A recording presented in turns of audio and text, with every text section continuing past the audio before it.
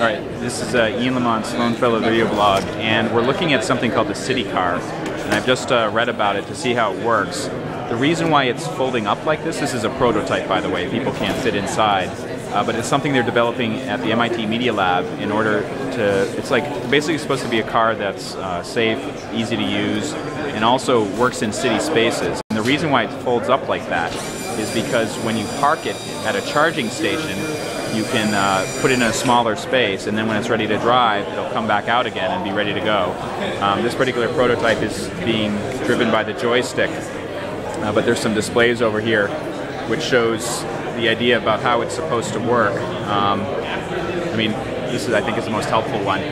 It's basically a row, it's a charging row. Those little yellow things are where it can charge up. It'll fold up when it's being charged, and then when you're ready to drive, it'll fold back out. The other interesting thing is they're trying to develop a technology that will let it quickly charge up. And you know, if you just plug it into an ordinary AC outlet, it might take many hours to be ready to go. But they're working on two technologies. It's called level 2 and level 3 charging technology, which will let the car charge up in between 14 and 55 minutes. So that's pretty fascinating. And I take it that is this the inside of the car? This is a seat model. Actually, the glue just fell off, so we're going to put some more glue on before we turn it back up. Okay. This is a folding seat model to show how the ingress and egress works. Oh, I see. So when it folds up, it would be in a place where... Exactly. So gotcha. the idea is it gently assists you out of the vehicle when, when you fold. Since the ingress and egress is through the front of the car. Right. Imagine the front door opening and you sort of are gently lift it out. And the idea here is we're trying to get a good idea for the timing and the angle. So right. You don't want to be thrown out of the car into the curb. Sure. You don't want to be standing, leaning back, and which might be the driving position. So gentle assist out of the car. Now, this model is obviously way too small half scale. I mean, are they working on a full scale? We're working on building a full scale prototype right now. Right. We're working with a group in Spain to do that, in the Basque Country of Spain. Okay. So that should be ready in about a year and a couple months is the timeline for it. Right. And after we produce the first full-scale prototype, we want to do, in the next 6 months after that, so about a year and a half from now, is build a fleet of about 20 of them to do a first pilot project of looking at how to use these within an urban environment. Okay. And I don't know if you got a chance to look at the posters over here, but it's designed for use in a shared mobility environment. So the idea is that you can pick up a car, drive it around to wherever your destination is, drop it off at another station, and then someone else can come pick it up. Kind of like the bike rental thing that they use in a lot of cities. Yep. Now, the other thing I saw was that on the chart there is that power is a big deal. They want to figure out a way to make it quickly charge up. Right. Does that require a big retrofit of city streets, or you just have to have a special charging station where it will allow it? The research that we've done is we've looked at a lot of modern buildings, and it turns out that buildings, for example, our lab and a lot of skyscrapers and office buildings, newer, past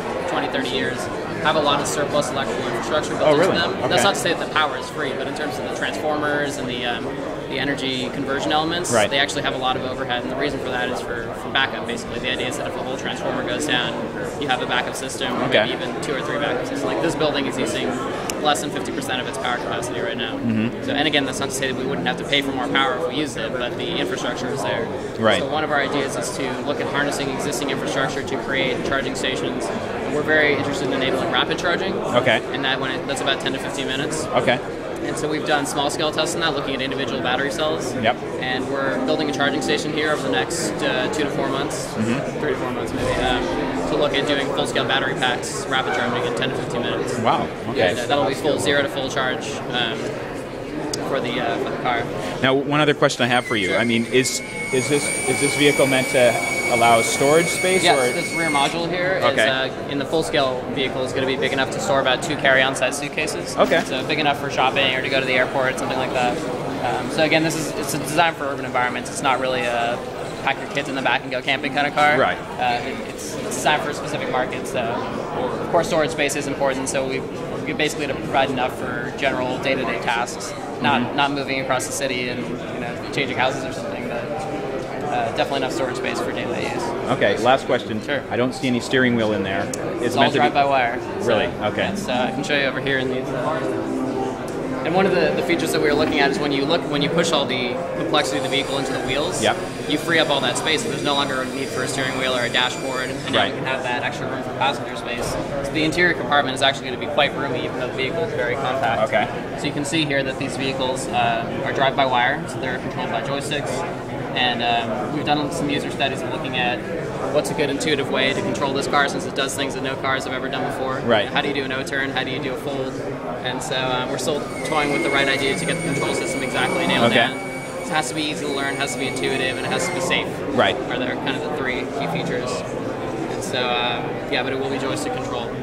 Right. Because there's no mechanical linkage to the wheels anymore. What will the range of these vehicles be? About 80 to 100 kilometers. Okay.